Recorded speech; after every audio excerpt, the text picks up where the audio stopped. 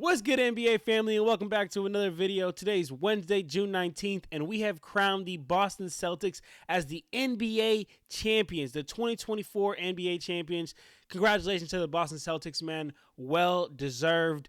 I do want to say I told y'all so. I made a video 6 months ago on this channel telling you guys why the Boston Celtics are my championship favorites. I'm going to put this video right here. I want you guys to go check that out. Didn't get too many views back then, but I hope you guys are going to wake up now, subscribe to the channel, go check out that video, and realize that I've been right all along, man. The way I said in that video that the Boston Celtics were going to win, that's exactly how they won.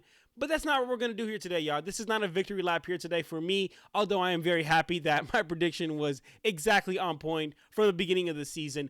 What we're going to do in this episode, y'all, is we are going to talk about games 3, 4, and 5, and then we're going to get into a little bit of film breakdown, and I'm going to give my thoughts on just the NBA Finals, how the NBA season went, a little bit in the end.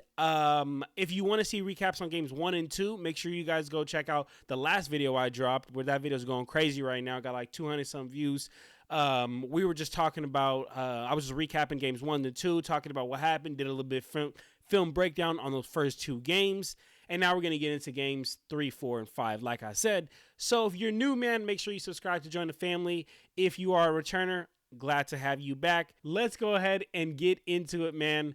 Let's start with game 3, because like I said, we already covered games 1 to 2. If you want to recap on that, go check up on that, man. But game 3, man, the Boston Celtics won 106-99. No Kristaps Porzingis in this game, y'all. He dislocated a tendon in his left ankle. So I was very interested to see how Boston would respond without Kristaps after dominating the first 2 games with him. And I was interested to see how the Mavs would capitalize on opportunity of the Boston Celtics not having no Kristaps, right? And the Mavs started out real hot in this game, man, all led by Luka and Kyrie. They were going at Al Horford, at Sam Hauser every single time early in that game. They got out to an early 13-point lead. And if you watch the first 6 minutes of this game 3, you will see exactly why Kristaps Porzingis is so damn important for the Celtics, y'all. I mean, the Mavericks scored their first 19 points in the paint in that game 3. And that's all because the paint was just wide open without Kristaps Porzingis. No Kristaps Porzingis because of that dislocated tendon in his left ankle. The floor opens up for the Mavericks, and then Kyrie and Luka, they just start having a field day in there, man. And you can notice the visible difference between game 3 and games 1 and 2 when Kristaps in there because of the rim protection that he provides in those games, man. But you know, the Celtics are able to weather that storm and weather that Mavericks run in that first quarter, and they end up finishing the first quarter only down by 1 point. I mean, it ends up being 31-30, which is good for the Celtics, right? Because there was a point where they were down by 13 points in that first quarter. Credit to Jason Tatum, though, because he did start turning up in the end of that first quarter. He finished with 13 points. Second quarter, Tatum started to heat up a little bit more, man, but offensively, Kyrie and Luka could do no wrong, man. The first 2 games, Kyrie didn't score more than 20 one time. In the first half of this game, he already had 20 points. Luka, he had 17 points at halftime. So at halftime, Mavericks are up again by 1 point, 51-50.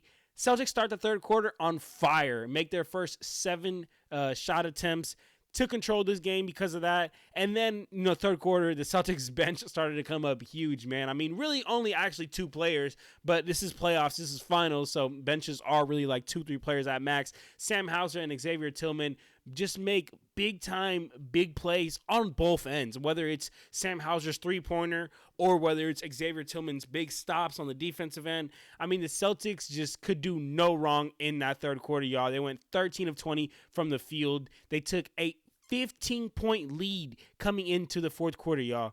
The Celtics outscored the Mavericks 35-19 in that third quarter of game 3. They came into the third quarter down by 1 because, remember, the Mavericks were up by 1 coming into halftime, and they left the third quarter up by 15. The Celtics came into the third quarter down by 1 and left up by 15. The Mavericks did go on a 4-minute stretch in that fourth quarter where they go on like a 20-2 run and bring this game within 3 points. But then Luka Doncic fouls out in the fourth quarter after they cut it to 3 points. There's 4 minutes and 12 seconds left on the game clock. The load is too much for Kyrie. Celtics take a 3-0 lead. So let's go ahead and get into some game film from Game 3, especially that third quarter, but the Celtics really erupted. Right here we see Jrue Holiday get in the paint, forced the help to come. Derek White right back to Jrue Holiday. This team just never stops cutting, man. Another great example, Al Horford's got Kyrie in the post. Everybody on the court knows it's a mismatch. So the Mavs are playing up. Jaylen Brown cuts, catches Luka sleeping, gets a free 2 points. Now, I want you guys to pay attention to this possession right here because essentially this is how the Celtics won. Tatum gets a blow by on Luka. Jaylen Brown cuts back door. Free 2 points again. The reason why I said essentially this is why the Celtics won a series is because exactly this. Tatum will always get the blow by on Luka, and players like Brown and Holiday and White can just cut back door for easy points like that all game. And on defensive end, their bigs are serviceable. Look at Tillman getting a big-time stop on Luka. And while we talking about defenses, look at the Celtics defense rotate here on the help. Everybody gets out to the man they're supposed to. Kyrie does make it, but sometimes better offense beats great defense.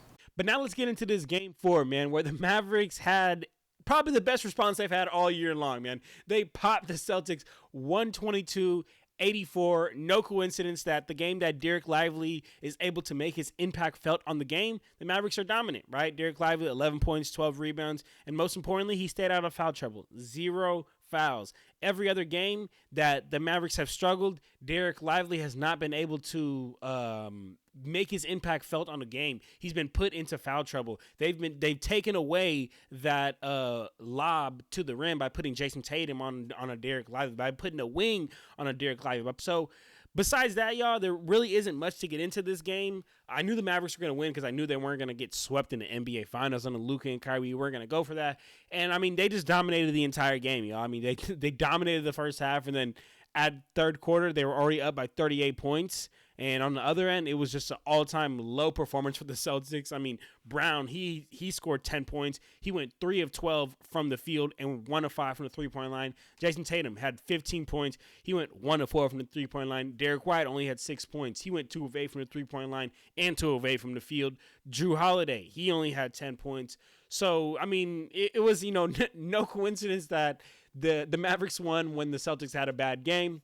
Hey, man, it happens. Coming into Game 5, I knew history would be made, though, one way or another, because no team in NBA history has ever came back from 3-0. The Mavericks were down by 3-0.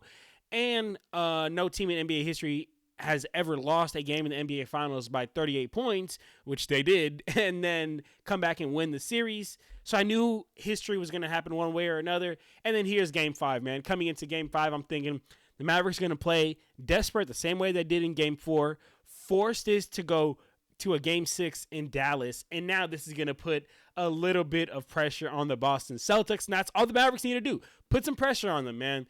But I was very wrong. The Celtics won 106-88, and this started early for the Celtics, y'all. They outscored the Mavericks 28-18 in that first quarter. Once again, Kyrie Irving came up short, played 9 minutes in that first quarter, and had a donut.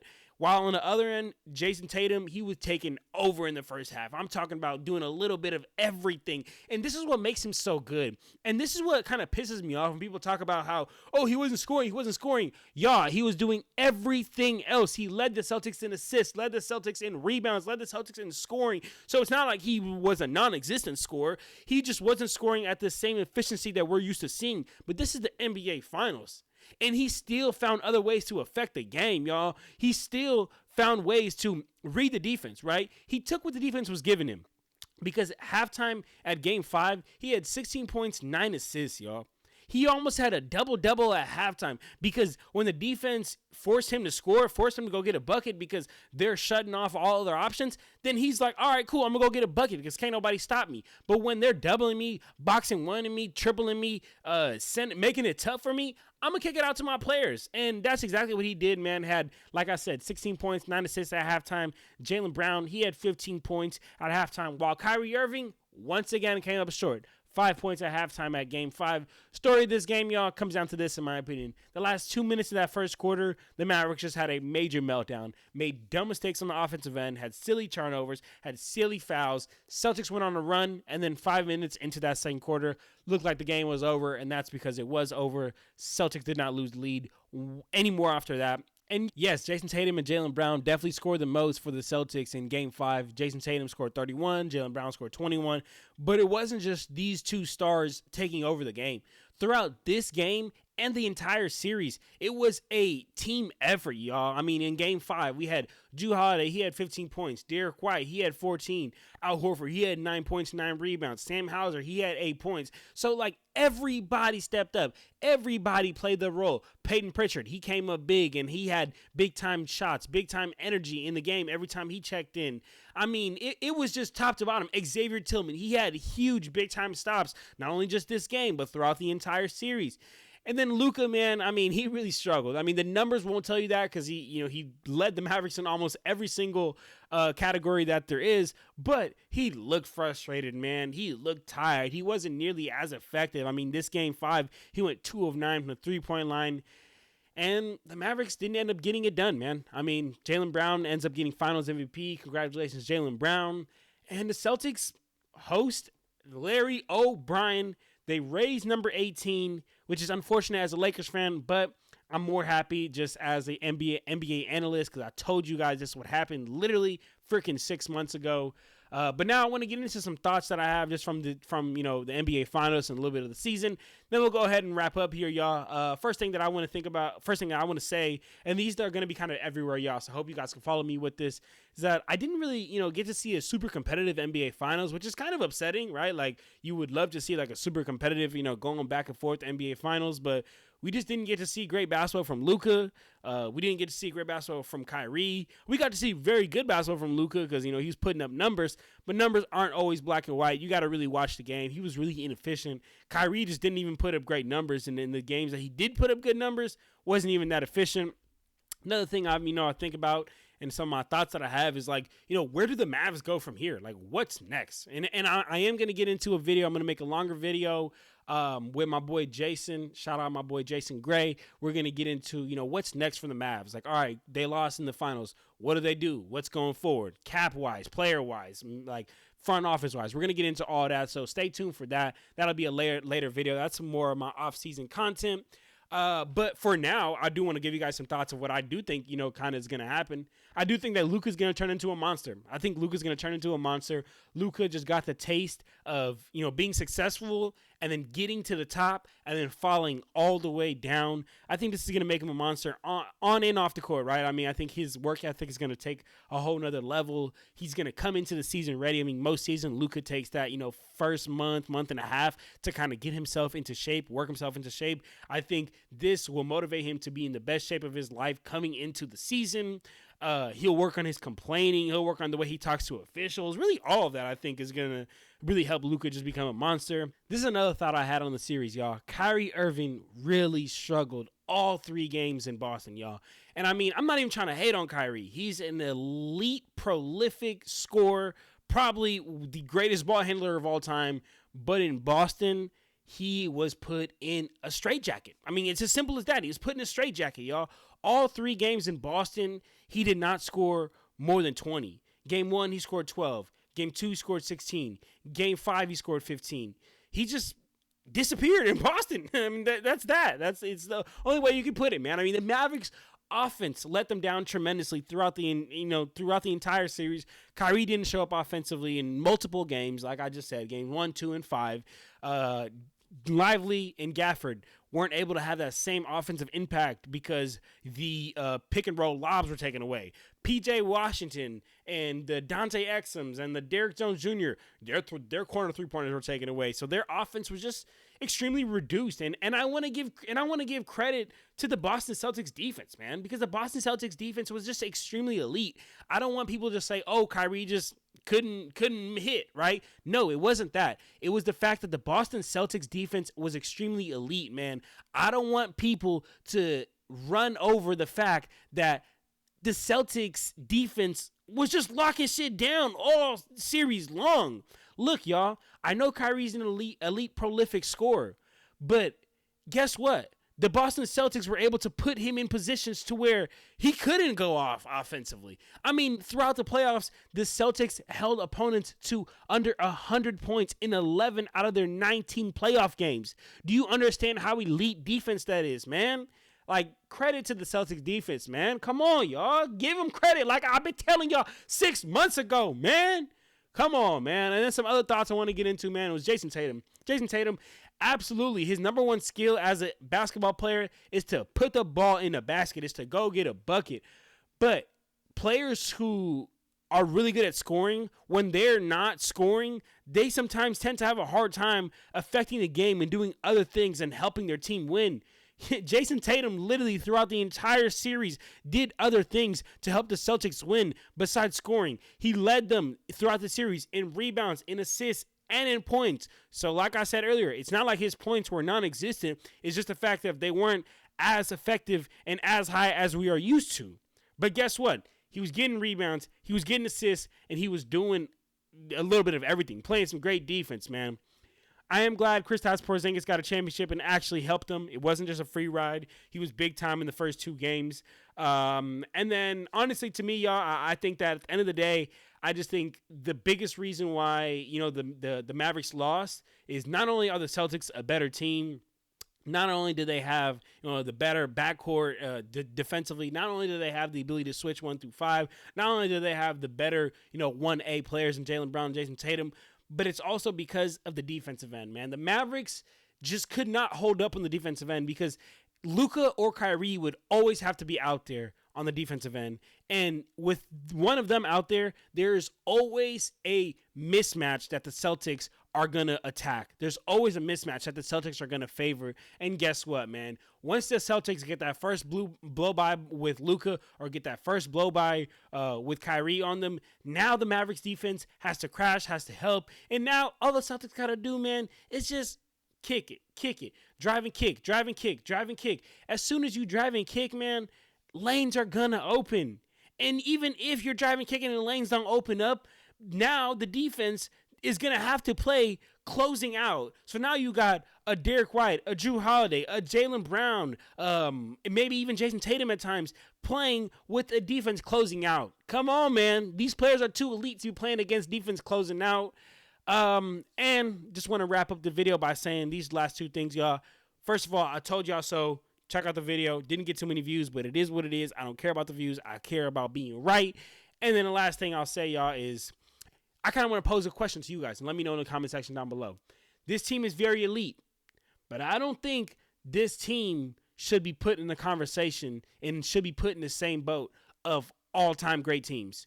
Nothing necessarily wrong with them, but for you to be at an all-time great team, the bar is extremely high.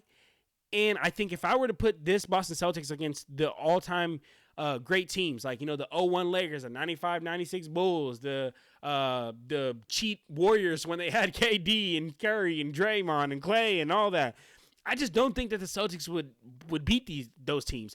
And you got to look at their path to the finals. I think out of all those teams that I just mentioned, the Celtics this year probably had the easiest path to the finals. I'm not taking it away from them because, hey, a championship is a championship. But I'm just saying their path was probably the easiest. So I don't know if I'd put them with all those all-time great teams. But I hope you guys enjoyed this video, man. Wanted to get into more of just, reaction from games 3 to 5, give you guys some thoughts, do some little bit of film breakdown. And yeah, man, I hope you guys enjoyed this NBA season. I got a whole lot of great NBA offseason content on the way, man. Just give your boy some time. We're going to get it cracking. But I appreciate you guys as always, man. I love you guys, and thank you guys for another great NBA season. Another one in the books, man. We're going to keep them coming, keep this content coming. I appreciate you guys as always, and for now, I'm out of here, y'all. Deuces.